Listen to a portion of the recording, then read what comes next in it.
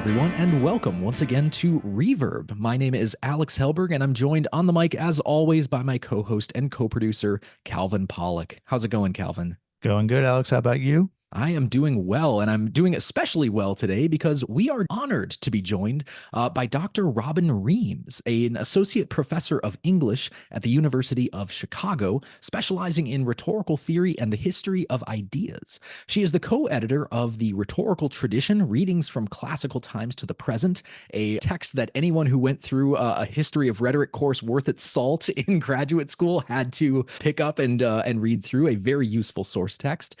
And, of course, the recently published The Ancient Art of Thinking for Yourself, The Power of Rhetoric in Polarized Times. Robin, thank you so much for being with us on Reverb today. Thank you so much for having me, Alex and Calvin. It's great to be here. Absolutely. So one of the things that we wanted to start out talking with you about, particularly in relation to your new book, we've often asked and tried to answer on this podcast the question, what is rhetoric? Since it's one Classic. of, as classic, as you even note in the book, it's one of the most often asked questions about our discipline, not only for the uninitiated, but even for people who study it. We love to talk about this question, what is rhetoric? The title of your book seems to offer an answer that I haven't heard quite as much before, but that I really kind of like, the ancient art of thinking for yourself. Why do you view this as a useful definition of rhetoric? So it's funny that you start with this question because I thought for sure this is one podcast where I would not be asked what is rhetoric. That you had a good sense of what the discipline is, given that we all three hold degrees from the same institution in rhetoric, but Absolutely. I understand that we're talking to your listeners, not That's just right. to you. So As you know, everyone in rhetoric loves to talk about what rhetoric is. That's kind Yes. of 99% of what we talk about is debating what it actually is. You're so right about that, Calvin. And it's a sad state of affairs that we find ourselves painted into the corner of having to do that all the time, I think, because I think that question and the fact that even rhetoricians, we ourselves, end up debating and talking about that question points to a larger historical marginalization of the discipline over really the last few centuries, especially the last century or so. So, I mean, the short answer, there's a short answer and a long answer. The short answer is that I think one of the best definitions was given over 2 millennia ago, and it hasn't really been improved upon much. It's just been sort of refined and maybe focused in different ways. But the best definition that I know of to date is Aristotle's, the ability of observing or the ability of seeing the available means of persuasion. It's just such a malleable and plastic definition of rhetoric. I mean, it doesn't reduce rhetoric to a set of skills of persuasion and ability to kind of manipulate the story or guide people to think certain things, to mislead them in the way that it often is misused or misunderstood, or even just as the idea of persuasion. He doesn't equate it or reduce it only to mere persuasion. It's this ability to take a step back from persuasion and from language to understand how language is operating. And as you both know very well, in the 20th and 21st century has been expanded to mean not just a natural language, but really any kind of symbolic system of signification. So that's the kind of short answer, but like a longer reflection on that marginalization is, one of the things that I wanted to accomplish in this book was excise and unearth some of the tools from the tradition of rhetoric that are hidden from view precisely because people have to ask what is rhetoric. That means they don't know what it is. People don't have the same kind of confusion or befuddlement when you tell them you're an English professor, or if you say I'm a philosophy professor, or I'm a biology professor. Those disciplines have had more staying power, more visibility in our own time and in the last century or so, whereas rhetoric has gone through this long, slow attrition since the modern period. So there's that general answer, the ability of seeing the available means of persuasion, but the more specific answer is that rhetoric was the first discourse on language in the Western tradition. It was the first discipline devoted entirely and exclusively to the study of how language does what it does in all of its various forms and figures. And so it accreted as this vast theoretical taxonomy and meta language to be able to identify how language does what it does. If we can name it, then we can understand it better. If we name it, we can identify the patterns. If we can name the different varieties of language use and means of persuasion and the way that language persuades us to think and act in certain ways and not in other ways, then we'll be more inoculated against manipulation. We'll be more inoculated against political harm, against various unforeseen or nefarious forms of persuasion. So I try to emphasize both of those in the book, but partially as a way of maybe chipping away a little bit at that vast misunderstanding, that sort of vacuum of understanding where the discipline of rhetoric is concerned. So people won't be quite so, maybe someday, maybe a few decades from now, people, when you say I teach rhetoric or I study rhetoric or I do the history of rhetoric, they're like, oh, cool. I know what that is. No, I think that makes good sense. And I mean, just to really kind of put a fine point on it, I totally agree with you. I think that the most useful way of looking at rhetoric is, as you said, that kind of meta language that allows us to kind of take a step back from our own participation in language and debate and things like that. And I really just kind of wanted to emphasize how do we move from that kind of meta language to, as you said, this is an art of thinking for yourself. How do we go from this talk about persuasion to thinking for yourself? Yeah, that's a great question. And I think I'll probably answer it in a sideways way just by telling you that I wasn't entirely happy with the title.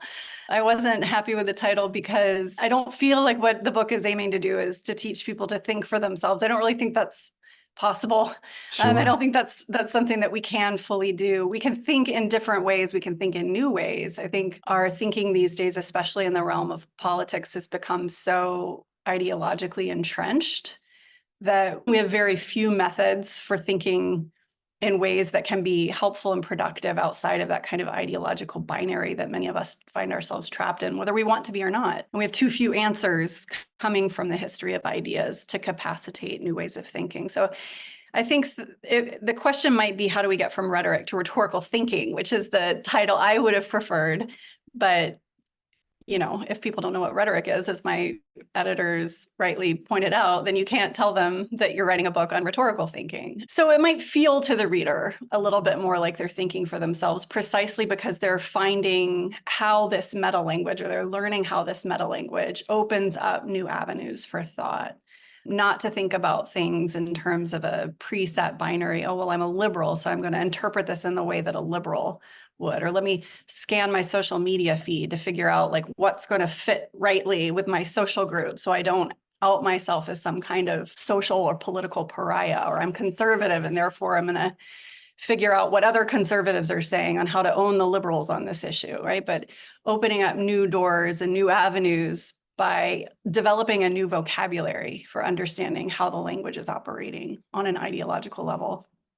Yeah, that's really helpful. And I think that, for me, one of the most fascinating things about this book is kind of the pre-modern ancient ways of thinking that it helps us to understand better. Thanks for taking us behind the curtain of kind of the title marketing and writing process, because I think that's part of what you're getting at with your discomfort with this title, is that it implies kind of a modern individualist way of thinking. And one of the things that your book does so well is helps us to understand how rhetoric and thought and truth were understood in ancient Greece. You focus the book largely around lessons that we can take from many of the famous sophists in ancient Greece, or someone who was influenced by sophistic rhetoric. And so we were just hoping that you could help our listeners who aren't familiar. Who were the sophists,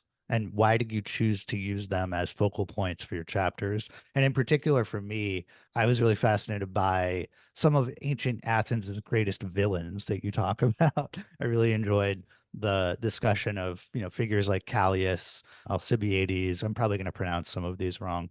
Gorgias. Everybody does. So you're in good company. Don't worry. Yeah, including Gorgias, me. Of course, Protagoras, these, classic figures. Who were they, and why was rhetoric so central to their villainy? Yeah.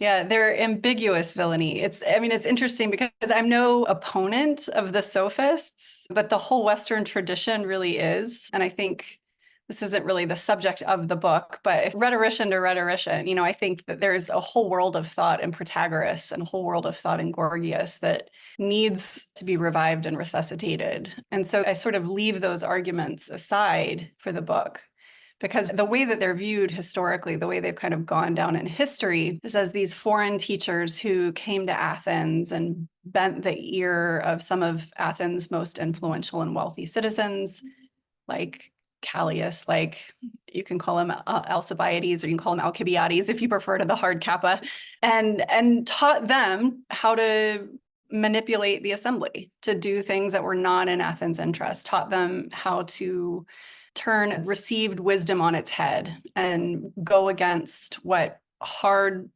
learning and hard years of experience had taught them again and again was true, as the preservation and the lifeblood of democracy demanded. And so I kind of just go along with that story because it is true that traditional wisdom was turned on its head in this period, and it had a lot to do less with the sophists, but what the sophists were able to do and what their students were able to do as a byproduct of literacy, which was a relatively new phenomenon in ancient Greece. It had been around for a few centuries, but it wasn't as widespread by the time that the war with Sparta came along in the 5th century. And so by that time, because traditional wisdom could be encoded in a written text, because you could pick up Homer and read it from the papyrus, you could pick up Hesiod and read it, it didn't have to be preserved as this set of inviolable wisdom that had accreted and been amassed carefully, judiciously, reverently over the years.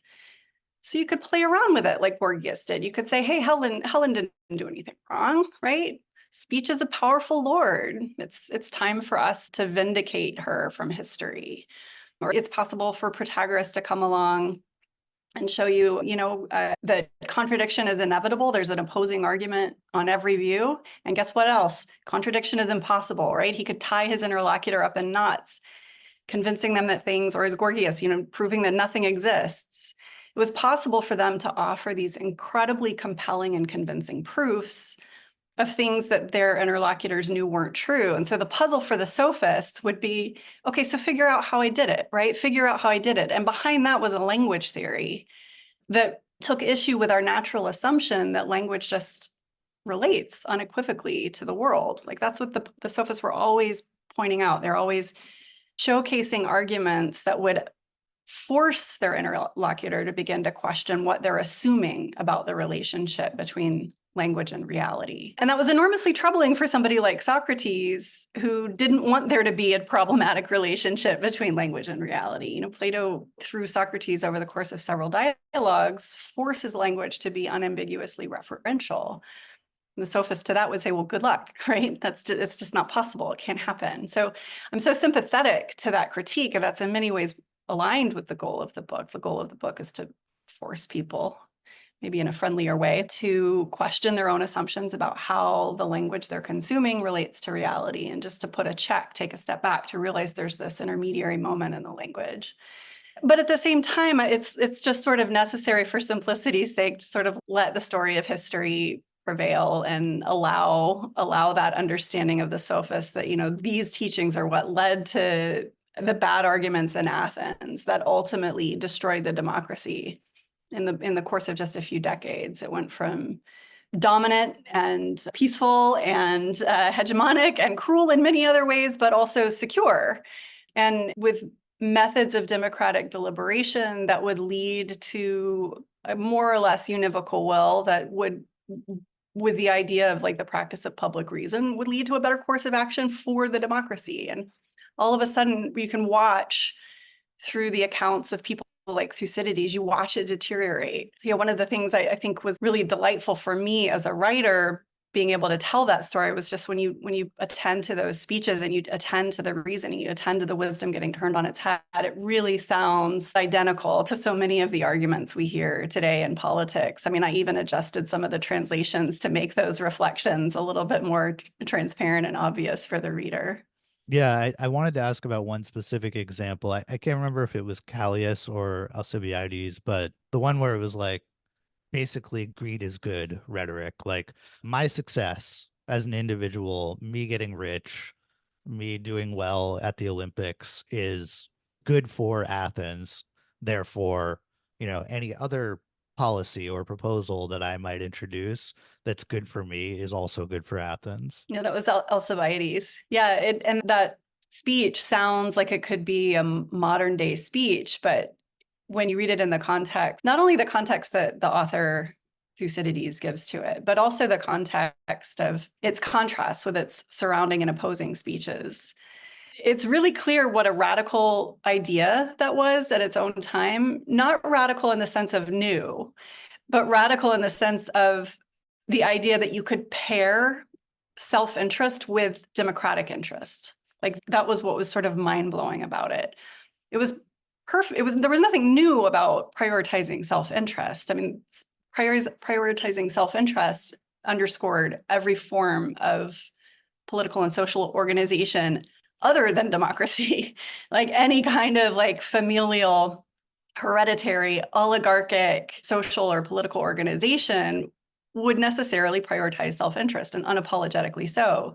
Alcibiades' speech is saying it's actually a democratic good. And that's something that everybody who heard it would have known from hard-won wisdom couldn't be true. It couldn't possibly be true.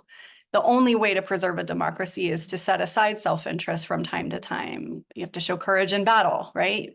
You may come to individual harm by showing courage in battle, but you cannot protect a democracy without showing courage in battle. You have to pay your debts. You're going to lose money by paying your debts, but you cannot have a thriving democracy if everybody doesn't pay their part. It diminishes public trust. So the idea of self-interest wasn't something that was new. What was new about it was this idea that it's a democratic ideal. And yet we very rarely, at least in American rhetoric and American politics, take a moment to pause and step back and just question what we assume about the place of self-interest in our democracy.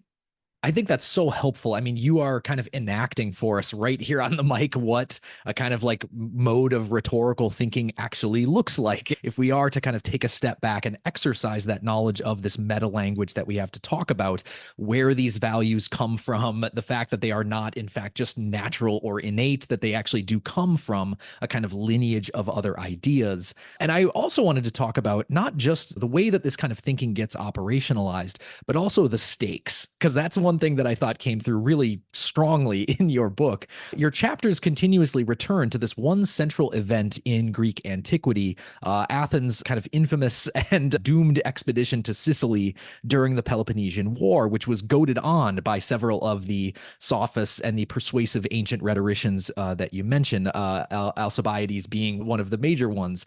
And it resulted in this massive defeat for Athens, kind of heralded an era of undemocratic rule by the 30 tyrants. So why is this event one that you wanted to kind of frame your chapters around? Why is this a useful hinge point for what you're trying to convey to us about rhetorical thinking? And what is the relevance of this event, I hesitate to ask, for our day and age currently? I will say that it worked well as an organizing narrative. It's as simple as that. What's useful and helpful to a general readership is giving them some kind of timeline or narrative or plot structure that helps fit the ideas so they're not quite so abstract. It's helpful and it's useful in many ways that surrounding narrative includes the cast of characters of the sophists Plato and Socrates, right? The arguments that are fomenting in this period are often about language and the place of language. That's where rhetoric really begins at its inception, is in precisely those debates. And the reason those debates are fomenting is precisely because of, as you put it, these larger political stakes that led to this momentous downfall in that democratic experiment in Athens. And of course, I can't help but notice, as we're noticing these parallels in the speeches, obviously, you can't help but notice all the ways that language threatens democracy today, all the ways that bad reasoning threatens democracy today. You don't have to be an expert in rhetoric to notice that it's happening. But you do have to rely on some rhetorical expertise to understand why it's happening or understand why the language is being effective in the way that it is. What are the patterns and the tricks of the language that are creating that larger effect, that are creating those larger stakes? And so the rhetorical tradition is really helpful in that regard, not only because the story parallels nicely and the conversations about language parallel nicely, but also because that longer tradition of rhetoric that began there in the 5th and the 4th centuries developed in precisely the ways that it did, and for precisely the same reasons. There was a general understanding that persuasion is crucial and central at the heart of any democratic experiment, any democratic polity. And in order for it to function well and healthfully and fruitfully and productively, people need to understand what's at stake in the persuasion and why the persuasion works in the way that it does.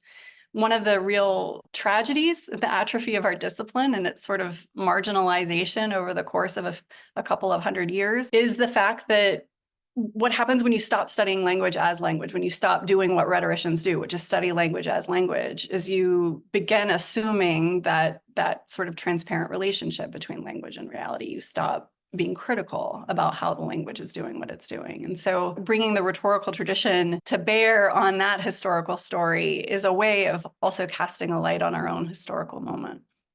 I think that's so useful. Yeah, just because I was going to preface even that question saying something like, even when working with students in the classroom, one of the first kind of assumptions that you have to break down is that idea that like language has this perfect representational relationship with reality, or that the way that we are taught to speak, in our bubbles as, children or growing up in our communities is just the sort of natural way of speaking and of thinking. And there's an argument there for like the benefit of higher education being exposed to different people to kind of do that. But also, I think these tools are absolutely essential. And that's kind of what I think we wanted to pivot to next. Yeah, I think you did a great job in helping us to see how something like that historical, if we want to call it a policy debacle with the expedition to Sicily during the Peloponnesian War, how it relates to some of our own policy debacles today. And I think your book does a really good job of producing new insight into some of the most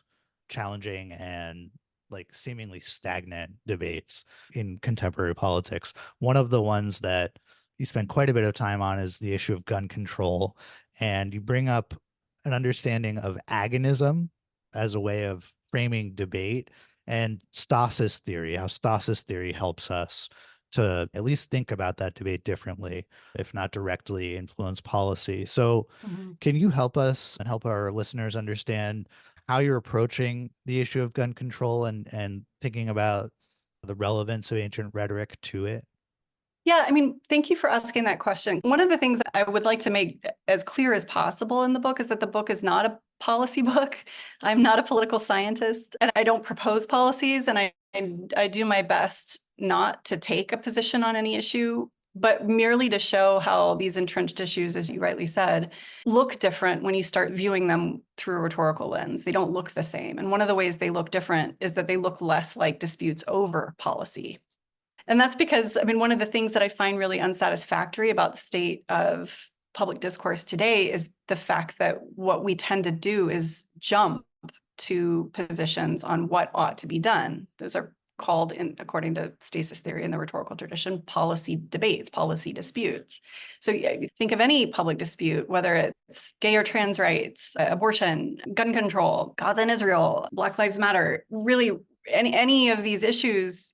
When you pay attention, and it's not just about the issue writ large, it's paying attention to what people say about those issues, what kind of discourse and argumentation they marshal to address those issues. Thinking rhetorically, listening rhetorically, you realize that really everybody cycles around what ought to be done, what the policy ought to be. And that's part of that kind of entrenched ideological binary thinking that we were talking about earlier in our conversation. Those are the forms that sort of are preset for our conversations to take. And so one of the useful tools from the rhetorical tradition that I present in that particular chapter, and I intentionally chose gun control precisely because it is one of these issues that just seems to be an issue where we never get anywhere. We never get anywhere. All we do is talk back and forth about policy, and then another mass shooting happens, right? And more children die, and we still haven't gotten anywhere. And that's enormously frustrating for everyone.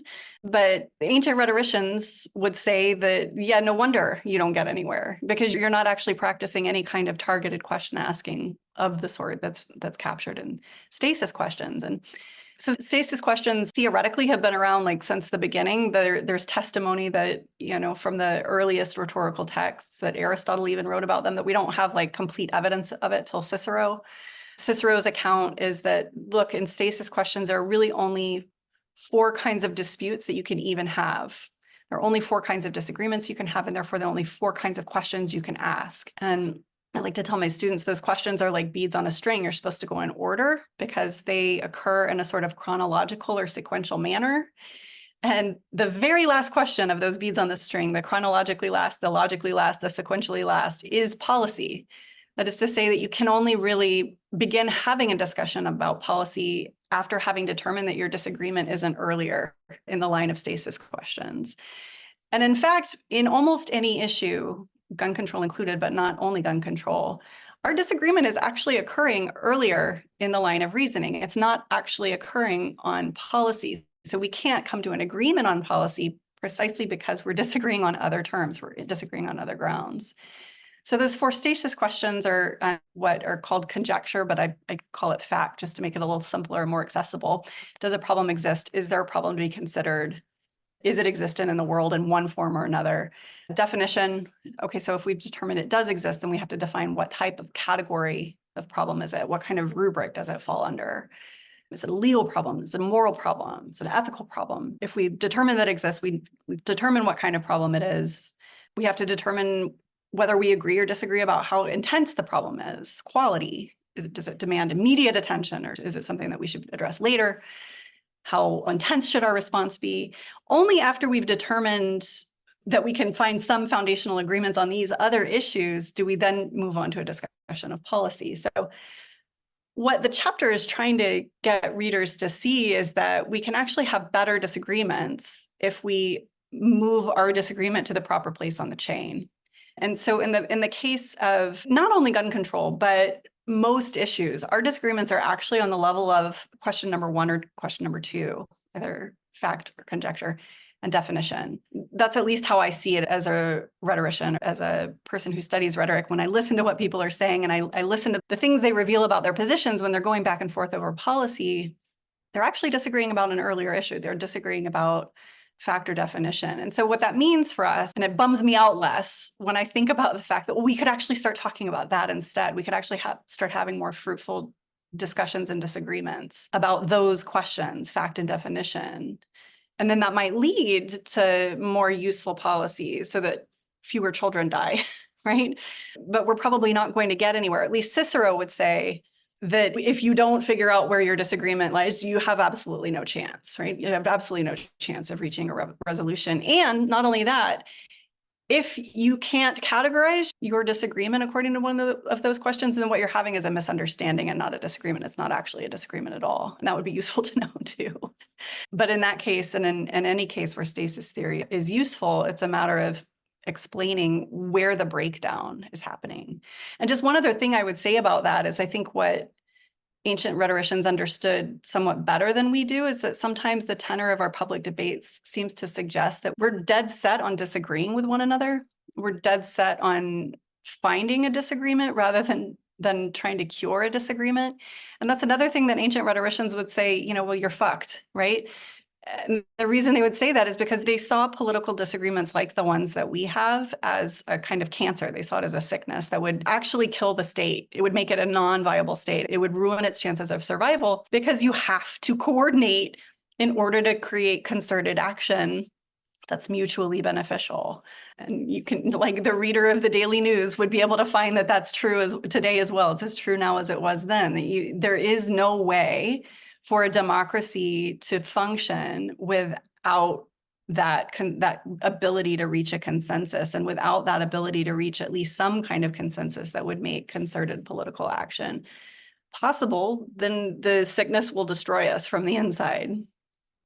Yeah. One of the things that I hope that people get from listening to this interview and then reading your book is that, in order to kind of forego that misreading of this as providing policy prescriptions on certain issues, listening to you enact that kind of rhetorical thinking as we talk here about how do you use stasis theory to take a step back from a debate and say, okay, we actually have to examine what are the claims on this actually arguing, and are they sort of talking past one another, right? Because it is easy to to see relatively when you apply some of these frameworks. I think that's, again, one of the real utilities of rhetorical theory in general, but one of the things that I think your book makes really legible, which is much to your credit. We don't want to give away the entire book, but we did want to focus on just one of the other case studies that you offer that I think not only focuses on this issue of debate and, kind of agonistic, argumentation that is a two or more way street where multiple perspectives are coming at one another and kind of battling it out in the agonistic arena,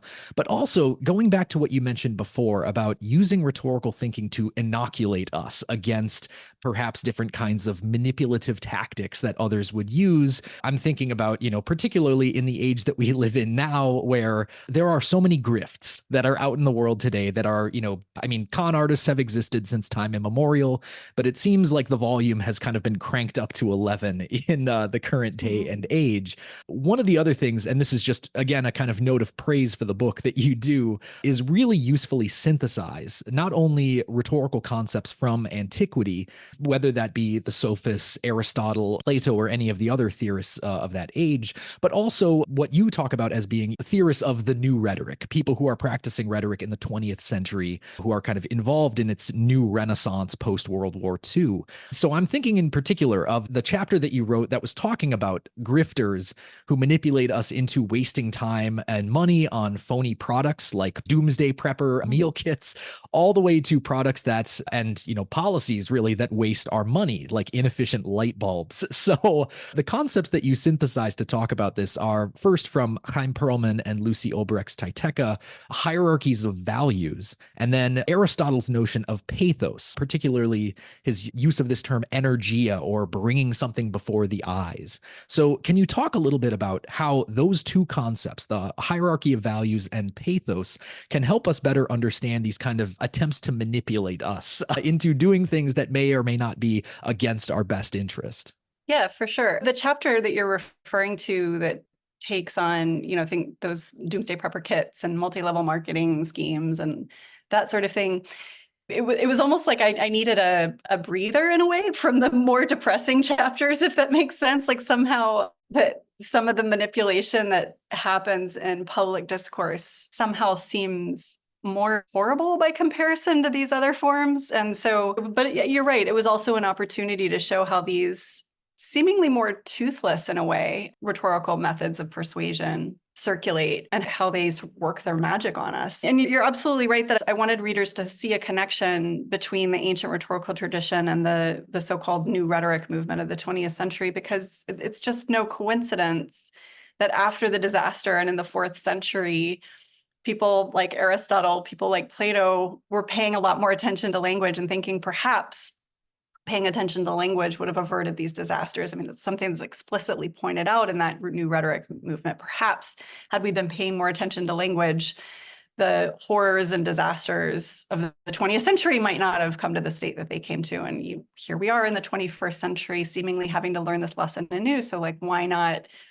study it now proactively? Yeah, the value of this idea of value hierarchies, or hierarchies of value that Chaim Perlman and Lucy Obrecht's Titeka developed, is, I think, one of those like just brilliant moments from the rhetorical tradition that is buried inside of this enormous book that almost nobody reads, and it needs to be known. Somebody needs to shout it from the mountaintops. And the reason is that, they're the ones that point out that when you introduce values, and by values, they mean these abstract ideals, not just something you value, something I value, or something that has value, but abstract ideals like America, like truth, like goodness, like patriotism, like freedom, like equality. When those kinds of values are introduced into a piece of persuasion or a piece of rhetoric, they are very hard to unseat.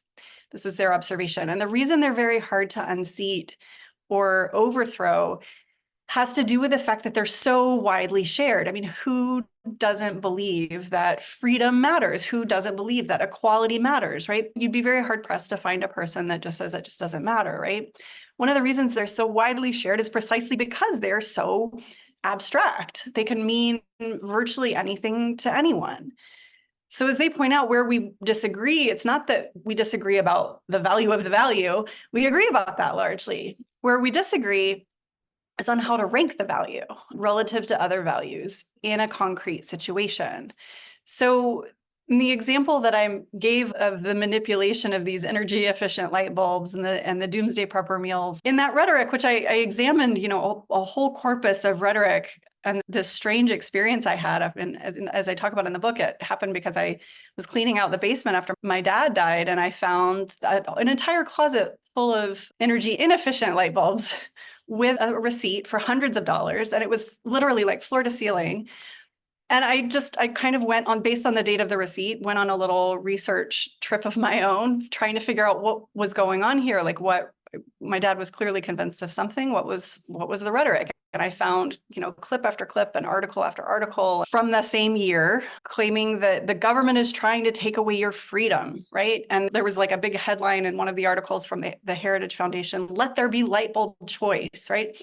So every bit of rhetoric on this issue was highlighting freedom and choice, liberty, liberty, freedom and choice, right? And what was happening in that rhetoric was it was very clear that there was a value hierarchy. They were trying to subordinate the value of cost, which again, we all share, like frugality, right? We share that value as well, parsimony. They're subordinating it to the value of freedom and liberty. And so in a rhetorical situation, a rhetorical thinker who has this taxonomy, who has this vocabulary, first of all, would be able to identify when a value is being invoked in order to get their assent, right? A value is being invoked in order to get me to do something. Just that moment of being aware of values being invoked, it would necessarily, if you're then also aware of how the value hierarchy functions, it would prompt a person to ask, well, what value is being subordinated then, right? And then third question, which value is more appropriate in this context, right? Which value has a sort of more automatic or obvious relevance in the case of light bulb buying, right?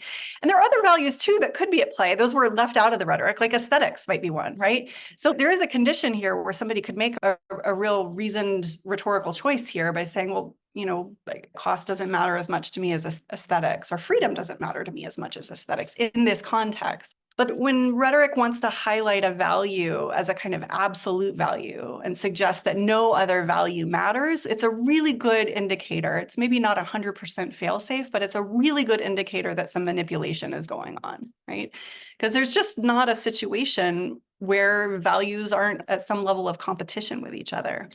And so being able to identify that makes us more critical, makes us a little bit more savvy, I guess, as consumers. And yet the use of emotion, like this again takes us back to Aristotle, who was the first person in the Western tradition to provide this brilliant analysis of emotions that's buried in his rhetoric, which is, even for a rhetorician, it's like a practically unreadable text, right? It's just, Aristotle really needed an editor, as I like to say, and especially the rhetoric needed a good editor. But it's just a brilliant analysis of emotions, because Aristotle identifies they feel so real because they come out of us in our bodies. Like they feel like the realest thing that there is, right? Emotions have this embodied element to them, Aristotle observed, that give them this kind of reality. And yet he observes brilliantly that emotions are tied to language, right? That language can actually create this visceral, physical, bodily effect. And not only that, but the effect of certain kinds of emotions, especially negative emotions like fear and anger, drives people to deliberate. And the next thing they want to do is deliberate. And he means that in a technical sense, right? He means that in the sense of like political deliberation, like the deliberation that would happen in an assembly, like what should we do? Again, back to our policy question, yeah? It's a way of pushing people to fast forward past the other questions and get to the what are we going to do about it?